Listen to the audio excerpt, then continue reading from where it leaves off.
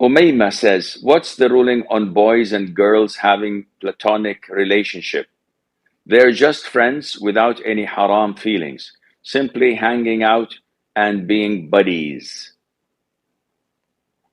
You have to ask yourself, what do I want? To follow Sharia or to follow my whims and desires? It's a very simple question. When you want to follow your whims and desires, as many people do, and they say clearly, we don't want Qur'an and Sunnah, we want logic, we want what the people are doing, we want this and that. In this case, this is not our territory, and we cannot speak with such people.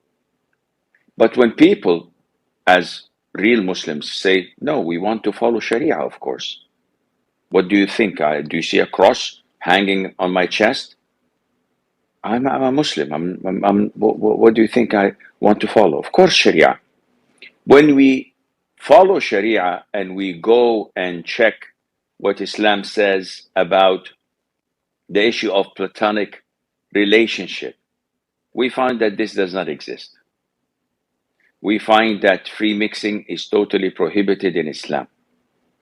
We find that the Prophet said, alayhi salatu wasalam, no man would be alone with a woman in seclusion except the third one with them would be shaitan. We find that Allah Azza wa Jal orders women to lower their gaze and not to soften their voices when speaking to the opposite gender, so that the one with illness in his heart would not be tempted. We find that Islam prohibits a woman from wearing perfume, where there is a possibility for a non-mahram to find the scent of her perfume. It's prohibited, and if she doesn't abide by this ruling and she wears it, then the Prophet described her alayhi salam as a fornicator. And the list goes on and on, which means that there is no such thing as platonic relationship. I saw a clip the other day for a celebrity. He's American, a non-Muslim. His name is Steve Harvey. I think he hosts a program called Family Feud or something like that. And he's a comedian. He used to be. And he was asked, do you have friends among the females? He said, no, I don't have any female friends. So the interviewer was asking him, why is that? He was reluctant, but then he spilled it all out. He said, don't believe that there is a friendship between a man and a woman. And all the men that are your friends, he's talking to the interviewer who's a female, all the men who are your friends because you're blocking them. The moment they see a crack in the door, the moment they see an opening or a chance, they will definitely take it, as he says, and you will see fireworks. He says, no man on earth would hesitate to seize the moment. And this guy is not a Muslim, but he speaks from fitrah, subhanallah. He speaks from human nature, and he's the logical person. And subhanallah, I wish I could meet him and discuss a few things with him, because he seems like a very reasonable and logical man that you may easily present Islam to him and he may become a Muslim because he is a logical person. But subhanallah. Anyhow, so there's not such a thing as platonic relationship. The moment a man can find a way, he would take this chance, as he said, as Steve Harvey says, you will see fireworks. So definitely, according to Sharia, this is prohibited and haram.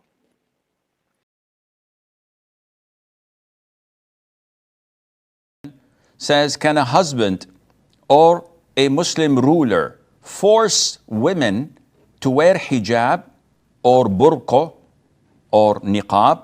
Isn't this shirk if she wears it for them and not for Allah Azza wa Jal? This question often arises because of the whispers of shaitan. Whenever there's something good, shaitan tries to block it in our minds, in our communities. Now, the things that a husband who is a person of authority over his wife and children, whether they like it or not, this is Islam, this is Sharia law. You cannot fight this. You cannot simply say, oh, we will not implement this anymore. This is religion. This is part of our conviction and belief. You cannot just with a pen scratch it off and say no more. This is mentioned in the Qur'an. الرجال قوامون. Men are guardian and responsible and have authority over women. And the Muslim ruler has authority over his subjects. And Allah ordered us to obey Allah and to obey the Prophet and those of authority among us. وَأَطِيعُوا اللَّهَ وَأَطِيعُوا الرَّسُولَ وَأُولِي الْأَمْرِ مِنْكُمْ. So now when we come to a man and his husband, a man and his wife, if the wife is ordered by her husband to change things that her conviction is mandatory to do or prohibited to do in her conviction, she must not obey her husband. So it's an issue of dispute. If the woman says, I believe that it is mandatory upon me to give zakat on my gold and silver jewelries, and the husband's conviction is that no, as long as you wear it, it's not mandatory, as a lot of the schools of thought say. So he prohibits his wife from giving zakat on her own jewelry. In this case, we say, you must not obey him. You must disobey him because you're obeying Allah Azza wa Jal. And this is none of his rights to intervene in. This is your wealth. This is your money. If you want to invest it, he has no right to stop you because it's your wealth.